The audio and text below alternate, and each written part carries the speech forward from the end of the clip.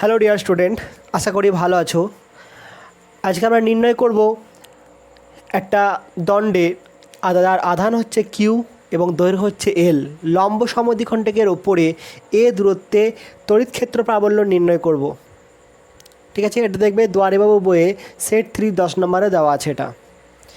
তো কি জানি আমরা যে যদি একটা এখানে বিন্দু আধান থাকতো, এখান থেকে আর দূরত্বে প্রাবল্য কত হয়, Q by 4 pi epsilon naught R square, এটা হয় কত প্রাবল্যের মান।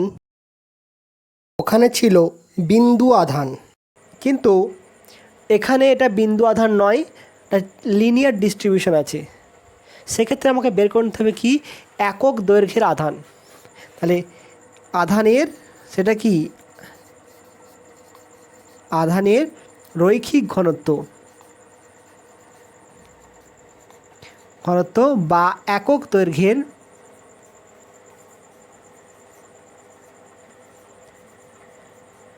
আধান, ল্যামডা কত, কিউ আপন এল। কারণ এল দৈর্ঘ্যের মধ্যে আধান আছে কত, কিউ, তাহলে একক দৈর্ঘ্যে কত হবে, কিউ বাই এল। ঠিক আছে, এটা হয়ে গেল। এরপর কি করব, একটা ক্ষুদ্র অংশ কল্পনা করে নেব। এখানে একটা ছোট্ট অংশ কল্পনা করলাম, এটা ডিএক্স। তা ডিএক্স মানে কি, del X tends to zero, খুবই ক্ষুদ্র। যদি খুবই ক্ষুদ্র হয় মানে কি, লিনিয়ার উইথটা কী হবে, একদম জিরোর কাছাকাছি, মানে এটা কী হবে, পয়েন্ট চার্জ হিসেবে বিবেচিত হবে। তাহলে এর আধান কত হবে, ডি কিউ। তাহলে ডি কিউ থেকে পি বিন্দুতে প্রাবল্য কোন দিকে হবে, যদি এটা পজিটিভ হয়, ধনাত্মক হয়, তাহলে এটা প্রাবল্যটা কাজ করবে কোন দিকে, এদিকে ডিই। যদি এটা ধনাত্মক হয়, প্লাস কিউ হয়। ঠিক আছে, তাহলে এই আধানের জন্য, এখানে ডি কিউ আধানের জন্য তড়িৎ ক্ষেত্র প্রাবল্য ডিই কোন দিকে কাজ করছে, এই দূরের দিকে। তাহলে এখানে ডিএক্স অংশে আধানের মান কত, তা ডিএক্স দৈর্ঘ্যের আধান ডি কিউ ইকুয়াল টু কত হবে, ল্যামডা ডিএক্স। একক দৈর্ঘ্যের আধান হচ্ছে কত, ল্যামডা, তাহলে ডিএক্স দৈর্ঘ্যের আধান কত হবে, ল্যামডা ডিএক্স। এটা 1 নাম্বার দিয়ে দাও। ঠিক আছে, এরপর দেখো ডি এর মান কত হবে, তাহলে ডিই কত হবে, 1/4 pi epsilon naught D Q upon দূরত্ব কত, এটা হচ্ছে ধরে নাও এক্স দূরত্ব, এতটা এক্স, আর এটা কত এ, তাহলে এটা কত হবে, এর নাম দাও। দেখো এই দূরত্ব কত হবে, X square plus A square, X square plus X square, তার কত হয়ে গেল স্কোয়ার। ঠিক আছে, তারপরে মানটা কত আসছে, 1/4 pi epsilon naught D Q upon A square plus X square. এর অভিমুখটা কোন দিকে, যদি এখানে পি থাকে, এখানে এ বি নাম দাও, এ এটা বি, এখানে কিউ দাও, এখানে কিউ না দিয়ে এম দাও, কত পি এম বরাবর, পি এম বরাবর। তাহলে এর দুটো অংশ হবে, হবে কি না, যদি এটা থিটা ধরি, তাহলে এর এদিকেরটা উপাংশ হবে আর এদিকেরটা উপাংশ হবে। এটা থিটা হলে এটাও থিটা, এটা কত হবে ডিই সাইন থিটা, এটা কথা হবে ডিই কস থিটা। ঠিক সিমিলারলি যদি এই দিকেরটা ক্ষুদ্র অংশ নাও, মানে একই দূরত্বে এক্স দূরত্বেই যদি নাও, ক্ষুদ্র অংশ এক্স দূরত্বেই ডিএক্স, তাহলে এর জন্য কি হবে, ডি থাকবে, সেটা কোন দিকে হবে,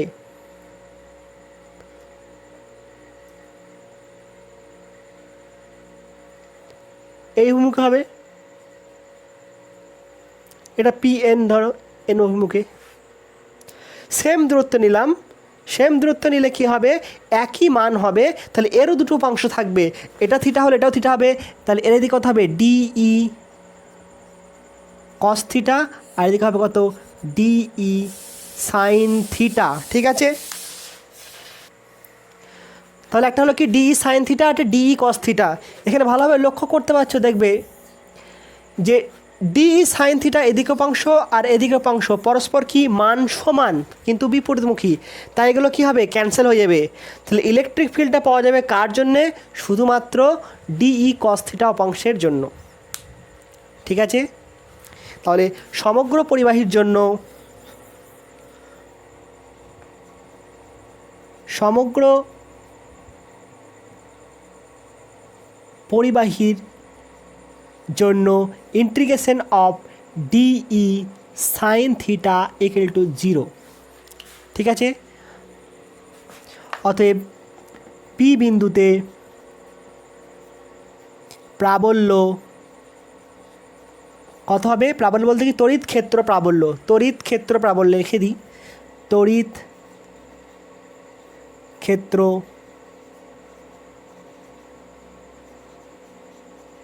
প্রাবল্য। তাহলে যদি আবার এখানে একটা পয়েন্ট নাও, এখানে একটা পয়েন্ট, ঠিক এখানে পয়েন্টের জন্য এখানে পয়েন্ট পাবো, তাহলে এখানকার সাইন থিটা এখানকার সাইন থিটা ক্যান্সেল করবে, এই পয়েন্টের সাইন থিটা আর এই পয়েন্টের সাইন থিটা পরস্পর ক্যান্সেল হবে। প্রত্যেকটা পয়েন্টের জন্য কী হবে, এদিকেও যেমন পয়েন্ট পাচ্ছি এদিকেও সেরকম পয়েন্ট পাবো, বাঁ দিক আর ডান দিকে সেম, তার জন্য কী হবে, ক্যান্সেল হবে। কথা হবে তাহলে E equal to integration of DE cos theta. এবার মানগুলো বসাই, সমান ডিইর মান কত,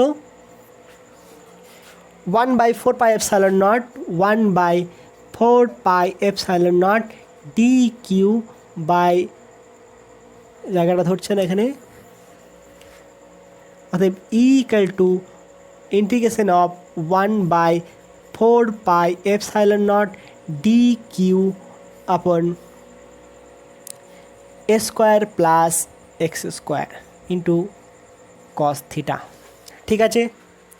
এরপর দেখো তো এখানে কস থিটার মান কত হবে, এটা যদি এক্স হয় আর এটা যদি এ হয়, তাহলে এটা কি হচ্ছে, এটা কি লম্ব আর এটা হচ্ছে কি ভূমি আর এটা অতিভুজ। তাহলে কস থিটার সমান কত হবে, ভূমি বাই অতিভুজ। তাহলে এখানে লিখছি কত, সমান ইন্টিগ্রেশন অফ 1/4πε0, এখানে ডি কিউ, ডি কিউটা স্মল ডি কিউ ছিল, ডি কিউ এর মান কত গো, lambda DX, lambda DX A square plus X square, cos থিটার মান কত, ভূমি, ভূমি বলতে কোনটা, এ দূরত্ব এ, অতিভুজ কোনটা, এটা অতিভুজ, এ স্কোয়ার প্লাস এক্স স্কোয়ার, এ স্কোয়ার প্লাস এক্স স্কোয়ার তার পাওয়ার হাফ, মানগুলো বসানো হলো।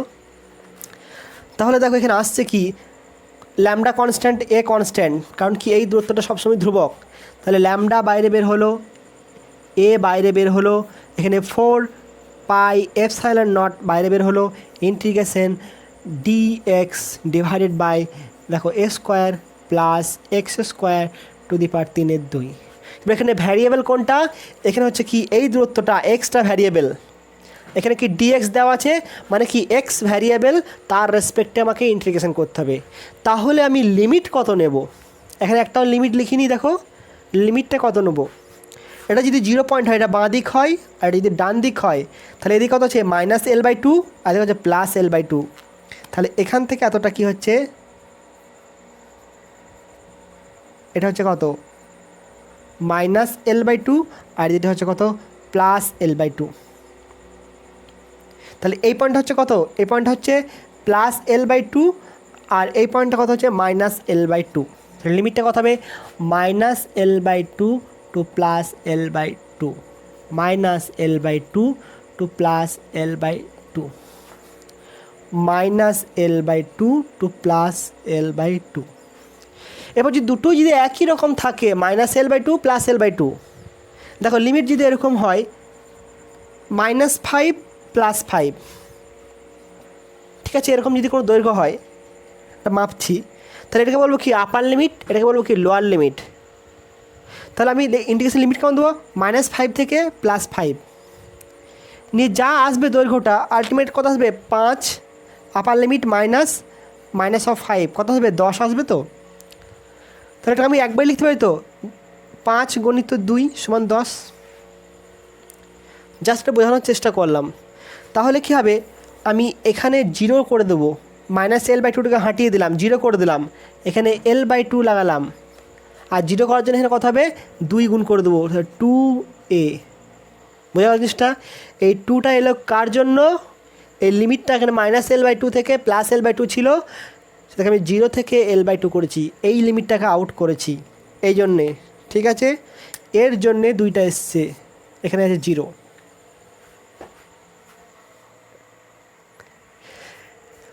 এটাকে নাম দাও, এটা 1 নাম্বার হয়েছে, এটাকে 2 নাম্বার ইকুয়েশন, এটাকে আমি 3 নাম্বার ইকুয়েশন দিই। এরপর কি করব, আমি শুধু এই পার্টটার ইন্টিগ্রেশন, লিমিট ছাড়া পার্টটার ইন্টিগ্রেশন করব, ইন্টিগ্রেশন করে তারপর আবার বসাবো। কারণ হচ্ছে কি, এখানে আমি ধরবো কি, কিছু একটা ধরে এটাকে মিনিমাইজ করব, মানে আরও সিম্পলিফাই করব, তারপরে এটা ইন্টিগ্রেশন করতে পারবো। সেক্ষেত্রে ধরতে গেলে আবার কীভাবে লিমিট চেঞ্জ করতে হয়, তোমাদের যেহেতু এই মুহূর্তে ওটা পড়া নাই, তাই আমি লিমিট চেঞ্জ করব না। ঠিক আছে, তাহলে আমি এই পার্টটাকে নিয়ে নিচ্ছি। ওই অংশের সমাধান করার জন্য ধরবো কি, আমি x a tan θ ধরছি, a tan θ ধরলাম। তাহলে x যদি a tan θ ধরি, তাহলে dx এর মান কত হবে, এখানে dx এর মানটা বের করে নিই। dx সমান হচ্ছে কত, a tan θ ডেরিভেটিভ কত গো, sec² θ dθ। এটাকে দাও 4 নাম্বার ইকুয়েশন, এটাকে 5 নাম্বার ইকুয়েশন। এরপর দেখো এর মানটা বের করে নেবো, a² + x² এর মান কত, তাহলে a² + a² tan² θ সমান a² কমন গেল, 1 + tan² θ, মানে কত হবে, a² sec² θ। এটা হচ্ছে 5-6 নাম্বার ইকুয়েশন। ঠিক আছে, নোট করো, আমি এই ছবিটা মুছে দেব, তাড়াতাড়ি নোট করে নাও।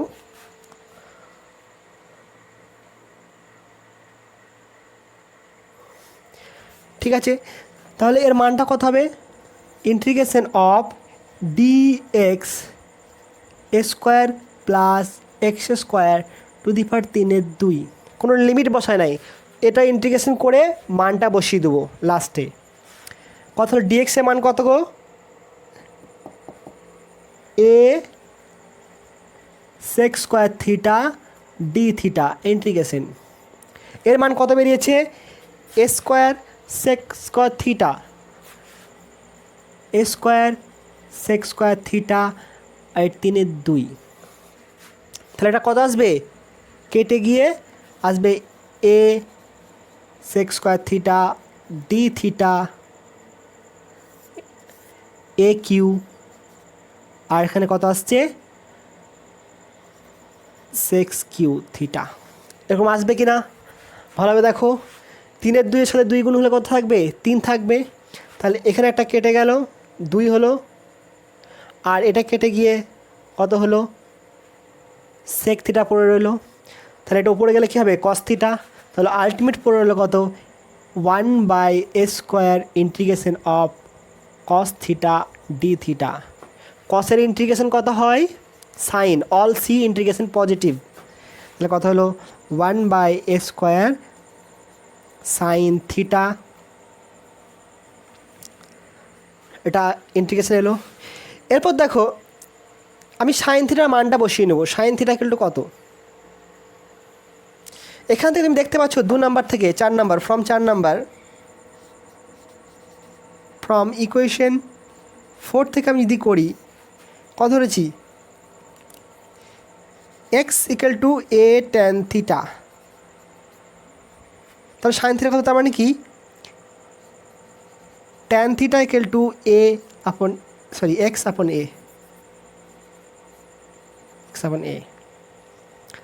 তাহলে কত আসছে এখানে, লম্ব বাই ভূমি। এখানে একটা জিনিস একটু মিস্টেক হয়ে যাবে, এখানেও থিটা ধরেছি, এই থিটা এবং এই থিটা কিন্তু আলাদা। ঠিক আছে, এই থিটা এবং এই থিটা কিন্তু আলাদা।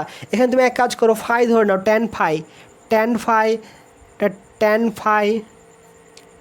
ফাই এগুলো সব ফাই করে নাও, তাহলে সুবিধা হবে। ফাই ফাই, এটাও ফাই, ঠিক আছে, এটাকেও ফাই, এটাকেও ফাই, এটাও ফাই, নাই তোমাদের গুলিয়ে যাবে। ডি ফাই, ডি ফাই, তাহলে কথা হবে ট্যান ফাই, ট্যান ফাই, ঠিক আছে। এরপর তাহলে এই থিটা আর এখানে জিনিসটা আলাদা, এটা আমি ধরেছি, আর এটা আমার কি পিকচারে ছিল থিটা। তাহলে এখান থেকে আমি সাইন থিটা মানটা বের করে বসাতে পারবো না, মানে যদি তখন থিটা ধরতাম তাহলে দেখে ওরকম লাগতো। তার মানে কি লম্ব আর ভূমি যদি এটা হয়, অতিভুজ কত হবে?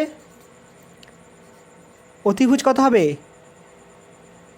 A square plus X square to the power half হবে কি না? তাহলে সাইন থিটা মান কত হবে? সাইন থিটা ইকুয়াল টু হবে লম্ব এক্স, অতিভুজ কোনটা? A square plus X square to the power half, ঠিক আছে। এটা হলো, এটাকে নাম দাও 7 নাম্বার ইকুয়েশন, এটা হচ্ছে 8 নাম্বার ইকুয়েশন। নোট করো, এখানে নোট করা হয়েছে, আমি মুছে দেবো এটা।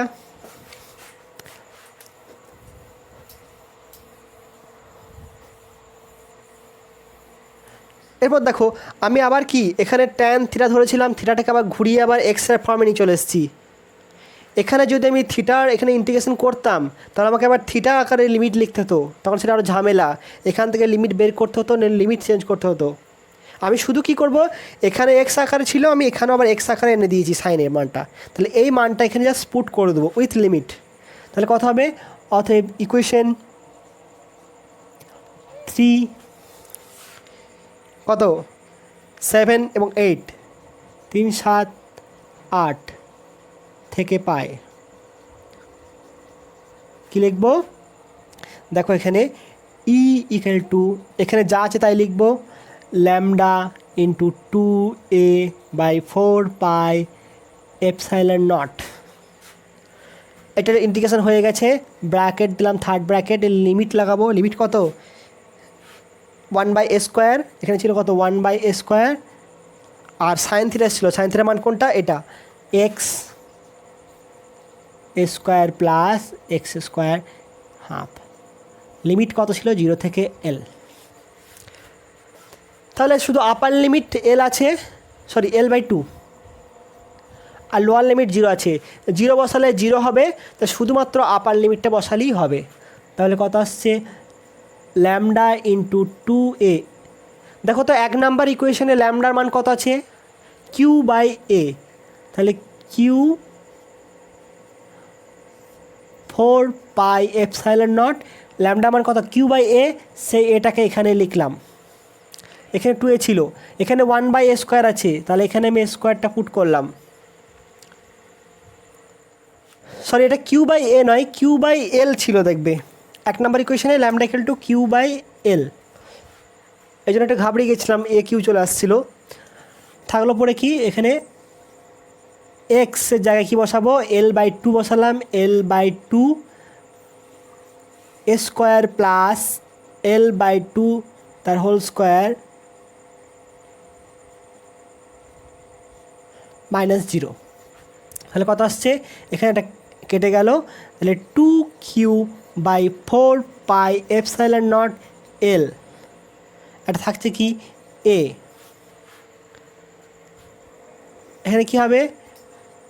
L/2 ডিভাইডেড বাই, দেখো এটা আসছে কত? a square plus L/4 power half. দেখো এই এলের সাথে এই এল ক্যান্সেল হয়ে যাবে, এইটার সাথে আমি ক্যান্সেল করতে পারি, ক্যান্সেল করলে কী হবে? আবার দেখো এখান থেকে 2 বেরিয়ে আসবে একটা, এটাকে যদি বাইরে বের করতে তাহলে কত হবে? এটা /2 করতে পারি, পারি কি না?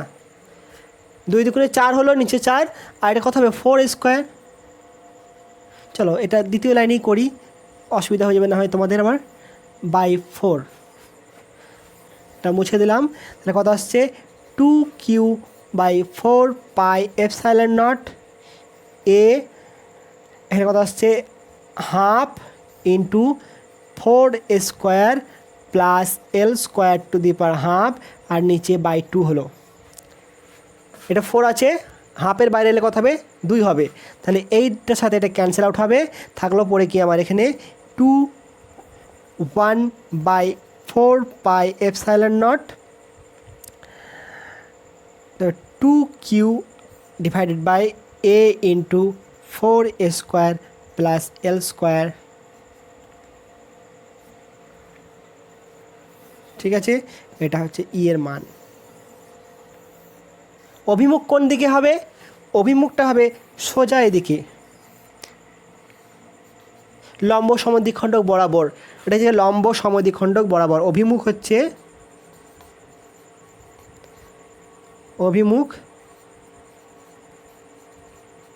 লম্ব সমখণ্ডক